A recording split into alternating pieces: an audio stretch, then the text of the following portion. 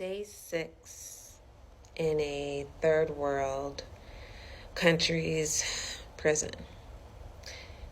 So I was transported from Punta Gorda police jail to Central Belize prison, right outside of Belize City, maybe about 30 minutes drive.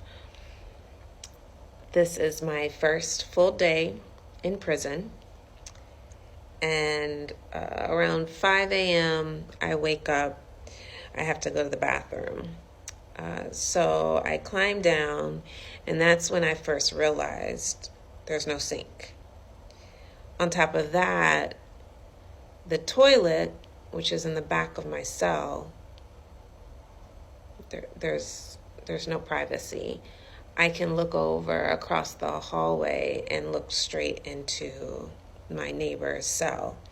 So, still not quite understanding what's going on and where I'm at, my process of reasoning was, well, there must be another bathroom for me to use, because clearly I can't use this.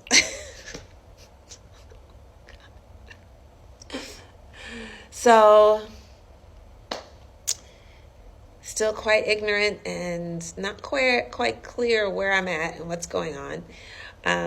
I walk on over to my cell door and try to lean out as best I can through the bars.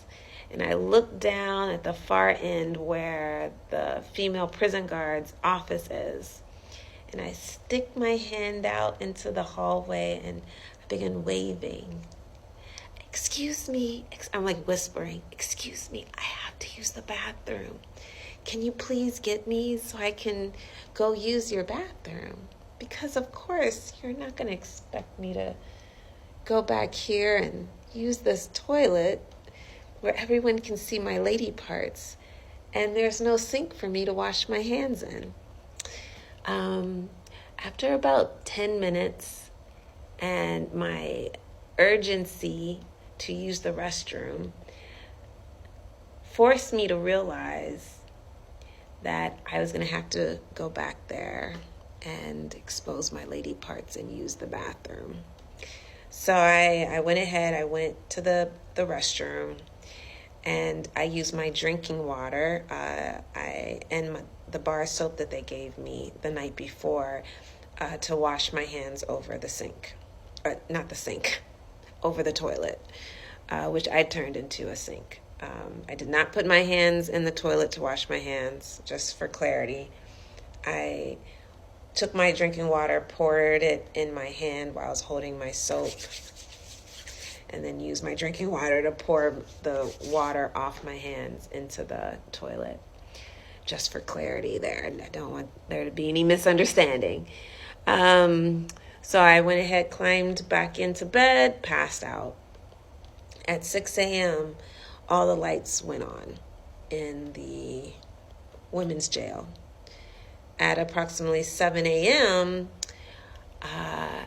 the jail cell became reverberantly loud.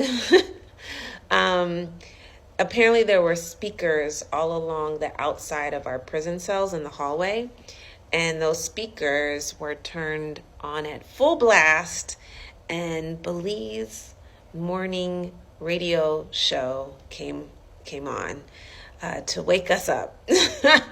Oh man. So I sat up. A female prison guard came over and opened my cell door, told me that I have to take another shower. So I took a gallon of my drinking water, and she escorted me down to the end of the prison, women's prison. I took another chlorine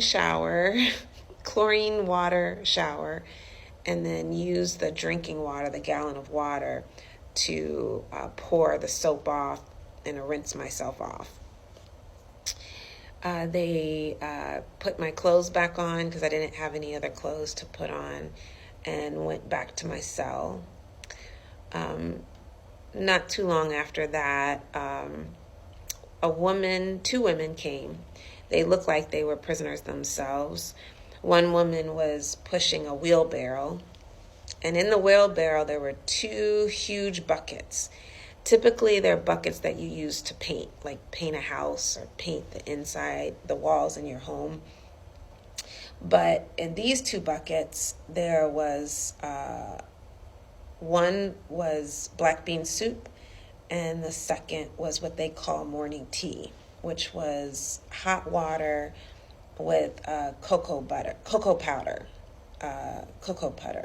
in it. And then the second woman had a black garbage bag full of loaves of bread, like mini loaves of bread, about the size, literally the size of my hand. They were huge. And so the night before, they had given me a plastic bowl, a plastic spoon, and a little plastic cup. And so that's what I stuck outside my cell, and they filled my bowl with black bean soup. Stuck my cup out. They filled my cup with morning tea, and then I stuck my hand in the garbage bag to pick my morning bread. I sat on my bed to eat my breakfast. I still wasn't talking to anyone. While the morning radio news was on, the other women were talking amongst each other across from cells, with talking to their cellmates. I heard a mixture of Creole, American English, and Spanish being spoken.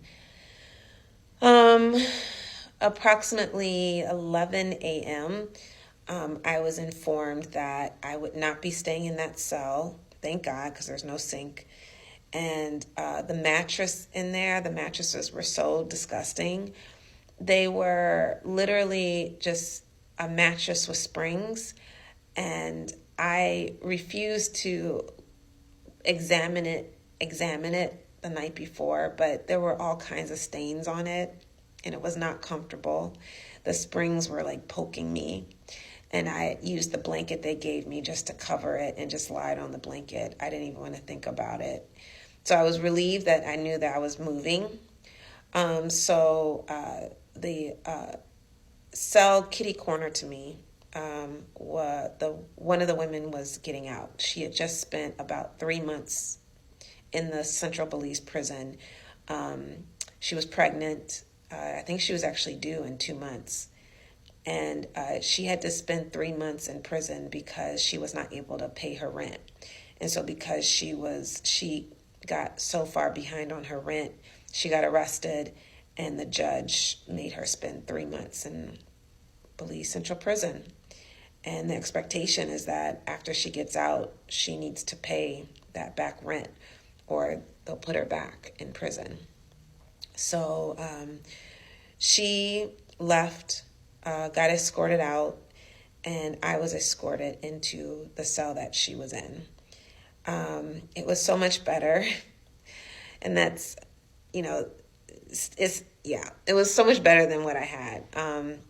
Instead, I had a foam mattress. The toilet had a curtain, had a string. I don't know what was holding onto the string or keeping the string up, and there was a sheet thrown over the string to cover the toilet to provide some kind of privacy, and there was a sink. And then a little nightstand that was had 2 shelves that I was allowed to use. And I had a roommate, but she worked from 6 a.m. to 5 p.m., so I didn't see her. And she already had the top bunk, so I took the bottom bunk. And yeah, that's day 6, halfway, 5.0, half my first day in Central Belize prison. Thank you for listening so far. part 2 next